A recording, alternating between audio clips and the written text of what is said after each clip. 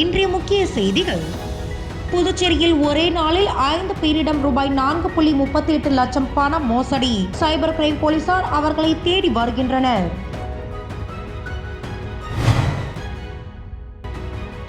அரசு பேருந்தில் பெண்களுக்கு இலவசம் என அறிவித்த முதல்வர் ரங்கசாமி, முதலில் அரசு பேருந்துகளை இயக்க வேண்டும். முன்னாள் முதலமைச்சர் நாராயணசாமி விமர்சனம்.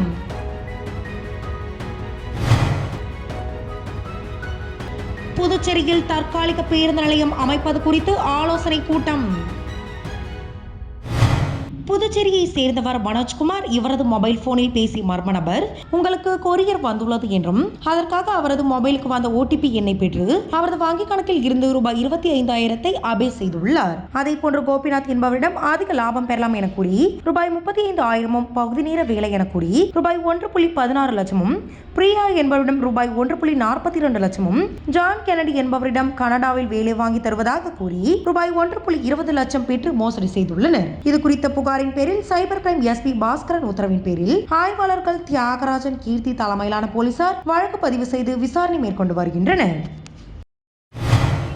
காரைக்கால் மாவட்ட காங்கிரஸ் கட்சியின் தலைவர் சந்திரமோகன் பிறந்தநாள் விழா இன்று காரைக்காலில் உள்ள தனியார் அரங்கில் நடைபெற்றது. இவ்விழாவில் கலந்து கொண்டு பேசிய புதுச்சேரி மாநில முன்னாள் முதலமைச்சர் நாராயணசாமி, புதுச்சேரி தற்போது ஆளும் NR காங்கிரஸ் பாஜக கூட்டணி அரசால் பொய்யான வாக்குறுதிகளை அளிக்கப்பட்டு எந்த ஒரு திட்டமும் செயல்படுத்த முடியாத அரசாக இருந்து வருவதாகவும், சமீபத்தில் புதுச்சேரியில் 9 வயது சிறுமி கடைத்து கொலை செய்யப்பட்ட சம்பவத்தில் புதுச்சேரி அரசு எந்தவித நடவடிக்கையும் எடுக்கவில்லை எனவும் குற்றம் சாட்டினார். அந்த கொலை சம்பவத்தில் ஈடுபட்ட முக்கிய குற்றவாளிகள் முன்னாள் RSS நிர்வாகிகள் எனவும் அவர் பகிரங்கமாக குற்றம் சாட்டியுள்ளார். புதுச்சேரி அரசு நடவடிக்கை எடுக்க தாமதிப்பதற்கு இதுவே காரணம் எனவும் அவர் தெரிவித்துள்ளார். NR காங்கிரஸ் பாஜக அரசு பேருந்தில் பெண்களுக்கு இலவசம் என அறிவித்தால் மட்டும் போதாது, பேருந்துகளை இயக்க வேண்டும். பேருந்துகளை இயக்காமல் பெண்களுக்கு இலவசமாக அறிவித்தது நகைப்புக்குரியது என விமர்சித்தார். பின்னணி விசாரிச்சா 2 பேர் கைது செய்யப்பட்டிருக்காங்க. ஒரு இளைஞன் அவன் தான் அந்த கஞ்சா குடிச்சவன். கஞ்சா விநியோகம் செஞ்ச பேர் விவேகானந்தன். விசாரிச்சா அந்த RSS இயக்கத்தினுடைய மாவட்ட தலைவர் அந்த விவேகானந்தன். அதுக்கு பிறகு NR காங்கிரஸ் போயிட்டாரு. அந்த விவேகானந்தரை காப்பாற்றுவதற்காக காவல்துறையானது அந்த வழக்கை விசாரிக்காமல் வைத்திருக்கிறார்கள் 3 நாட்கள்.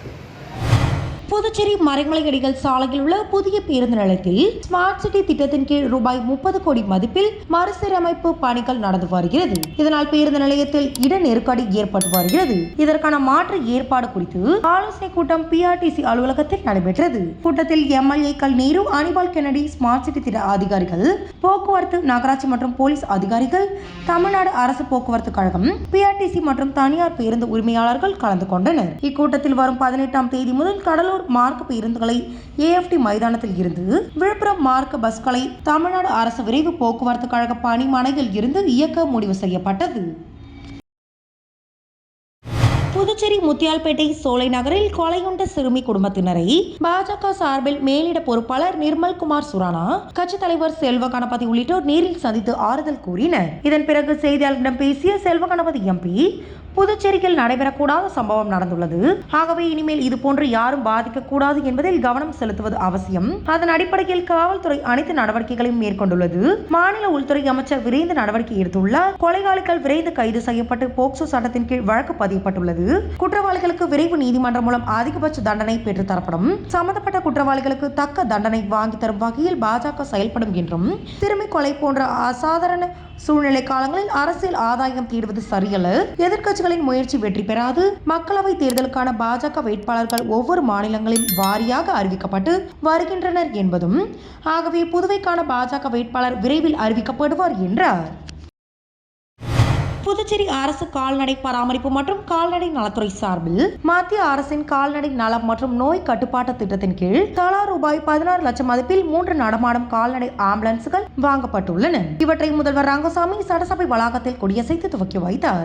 மாநிலத்தில் அனைத்து கிராம பகுதிகளுக்கும் சென்று கால்நடைகளுக்கு மருத்துவம் செய்யும் வகையிலான அனைத்து வசதிகளும் இந்த கால்நடை ஆம்புலன்ஸ் வாகனத்தில் அமைக்கப்பட்டுள்ளன. இதில் 2 ஆம்புலன்ஸ் வாகனங்கள் புதுச்சேரி பிராந்தியத்திற்கும் 1 காரைக்காலுக்கும் வழங்கப்பட்டுள்ளது. இந்த நிகழ்ச்சியில் சபாநாயகர் செல்வம், வேளாண் அமைச்சர் தேனி ஜெயக்குமார், அமைச்சர் திருமுருகன், அரசு கொறடா ஆறுமுகம், பாஸ்கர், MLA, கால்நடை நலத்துறை இயக்குனர் லதா மங்கேஷ்கர் கலந்து கொண்டனர். அமைச்சர் பதவியேற்றோன்னே முதல்ல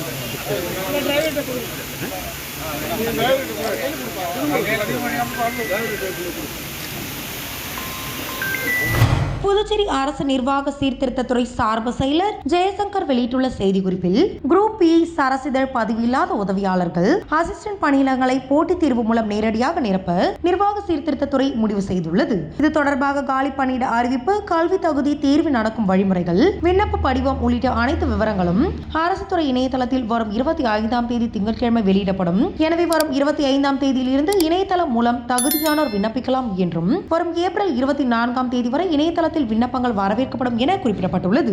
புதுவை மாநில அரசின் கலை பண்பாட்டுத் துறையின் கீழ் செயல்படும் நூலகங்களில் காலியாக உள்ள குரூப் சி அரசிதழ் பதிவு பெறாத பதவியான இளநிலை நூலக உதவியாளர் பணியிடங்களில் 26 இடங்கள் காலியாக உள்ளன. இந்த பணியிடங்களுக்கும் வரும் 25ஆம் தேதி முதல் இணையதளத்தின் மூலம் விண்ணப்பங்கள் வரவேற்கப்படுகின்றன என அறிவிக்கப்பட்டுள்ளது. புதுச்சேரி மாநிலம் காரைக்கால் மாவட்டம் மீன்பிடி துறைமுகத்திலிருந்து காரைக்கால் கிளிஞ்சல்மேடு கிராமத்தை சேர்ந்த ஜெயமதி என்பவருக்கு சொந்தமான விசைப்படகு மூலம் கடந்த 13ஆம் தேதி காரைக்கால் மாவட்டத்தை சேர்ந்த 13 மீனவர்கள் மற்றும் மயிலாடுதுறை மாவட்டத்தை சேர்ந்த 2 மீனவர்களான 15 மீனவர்கள் மீன்பிடிக்க சென்றனர். இந்த நிலையில் இன்று அதிகாலை எல்லை தாண்டி மீன்பிடித்ததாக கூறி 15 மீனவர்களை இலங்கை கடற்படையினர் கைது செய்தனர். இந்த நிலையில் கைது செய்த மீனவர்கள் மற்றும் விசைப்படகை விடுவிக்க வேண்டும் என்று மீனவர்களின் உறவினர்கள் மத்திய மாநில அரசுகளுக்கு கோரிக்கை வைத்துள்ளனர். மேலும் தங்களது மீனவர்கள் மற்றும் படகுகளை விடுவிக்கவில்லை என்றால் வருகின்ற பாராளுமன்ற தேர்தலை புறக்கணிக்கப் போவதாக மீனவ பெண்கள் தெரிவித்துள்ளனர்.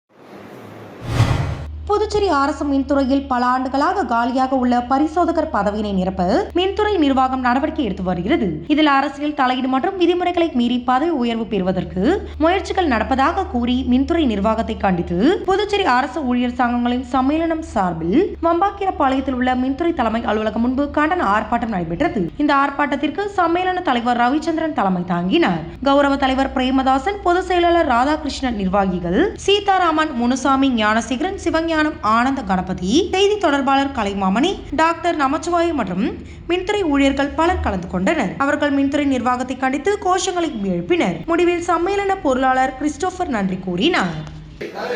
மின்துறை செயலரே, பாரபட்சம் பார்க்காதே, பார்க்காதே, பார்க்காதே. புதுச்சேரி மாநிலத்தில் IRPN போலீசார் காவல் நிலையம் பணிகள் தவிர மற்ற அனைத்து பணிகளையும் தொடர்ந்து செய்து வருமாறு இவர்களுக்கு பதவி உயர்வு வழங்கப்படாமல் இருந்து வந்த நிலையில் தற்போது மாநிலம் முழுவதும் உள்ள IRPN போலீசாருக்கு பதவி வழங்க முடிவெடுக்கப்பட்டு 20 ஆண்டுகள் பணி முடித்த IRPN போலீசாருக்கு துணை உதவி ஆய்வாளர் பதவி உயர்வு அளிக்கப்பட்டது. பதவி உயர்வு ஏற்பட்ட அனைத்து IRPN காவலர்களுக்கு ஒரு நட்சத்திர குறியீட்டை IRPN கமாண்டர் சுவாதி சிங் மற்றும் காரைக்கால் மாவட்ட முதுநிலை காவல் கண்காணிப்பாளர் மணிஷ் ஆகியோர் அளித்து கௌரவித்தனர். இந்நிகழ்ச்சியில் காரைக்கால் மாவட்ட கண்காணிப்பாளர் சுப்பிரமணியன், பாலச்சந்தர் உள்ளிட்ட ஏராளமான IRPN காவலர்கள் கலந்து கொண்டனர்.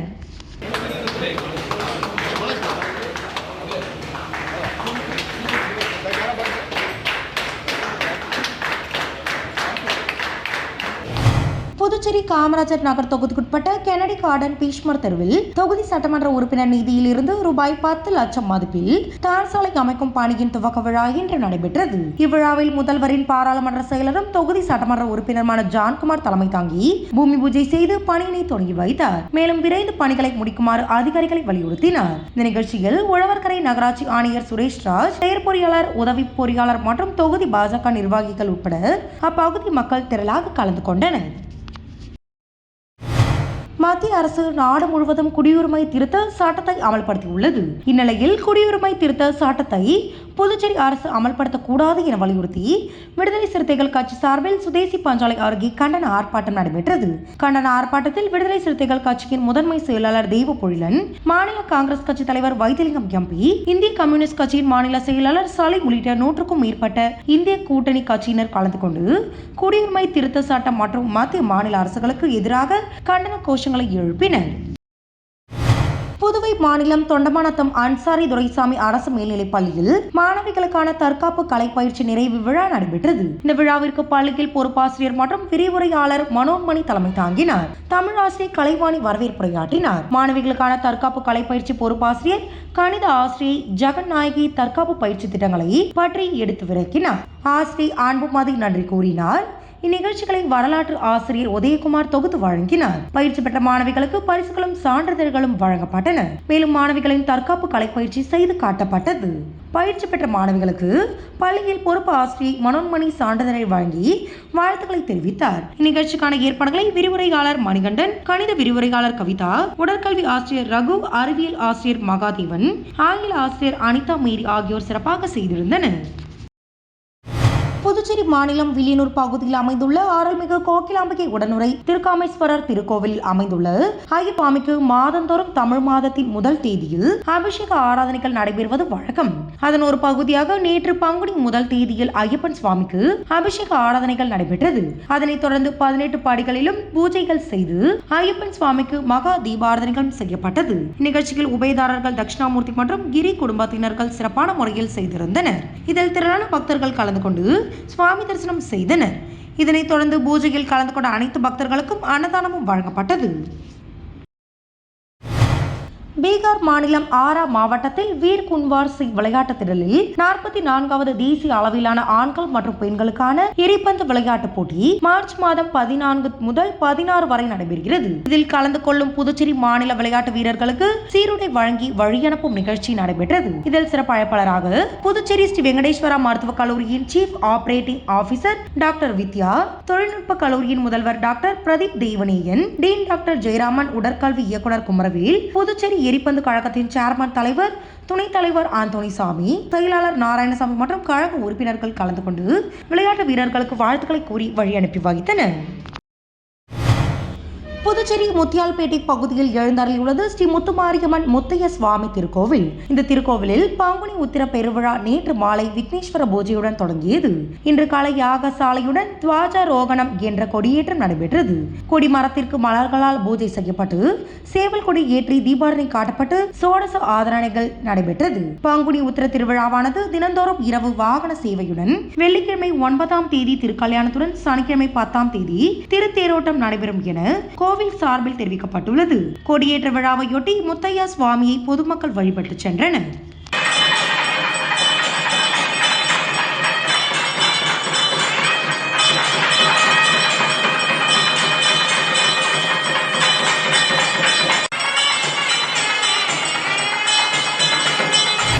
புதுச்சேரி மாநிலம் காரைக்காலில் அமைந்துள்ளது பிரசித்தி பெற்ற அருள்மிகு ஸ்ரீ சுந்தராம்பாள் சமேத ஸ்ரீ கைலாசநாதர் சுவாமி தேவஸ்தானம். இவ்வாலயத்தின் பிரமோற்சவ விழாவிற்கான பந்தக்கால் முகூர்த்தம் கடந்த 1ஆம் தேதி நடைபெற்றது. அதன் தொடர்ச்சியாக இன்று ரிஷப வாகனம் பொருந்திய கொடி பூஜைகள் செய்து பின்னர் கொடியேற்றமும் நடைபெற்றது. தொடர்ந்து கொடி மரத்திற்கு பால், தயிர், சாந்தனம் உள்ளிட்ட வாசனை திரவியங்களால் அபிஷேகம் நடைபெற்றது. தொடர்ந்து தீபாரதனை காட்டப்பட்டு பிரமோற்சவ விழா கொடியேற்றத்துடன் துவங்கியது. 23ஆம் தேதி பெரிய தேரோட்டம் நடைபெறுகிறது. 26ஆம் தேதி தெப்ப உற்சவம் நடைபெறும் என கோவில் நிர்வாகத்தினர் தெரிவித்தனர்.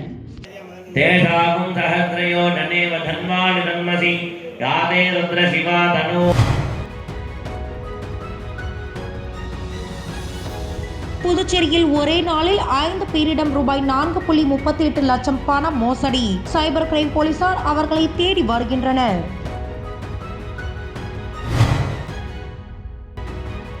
அரசு பேருந்தில் பெண்களுக்கு இலவசம் என அறிவித்த முதல்வர் ரங்கசாமி, முதலில் அரசு பேருந்துகளை இயக்க வேண்டும். முன்னாள் முதலமைச்சர் நாராயணசாமி விமர்சனம்.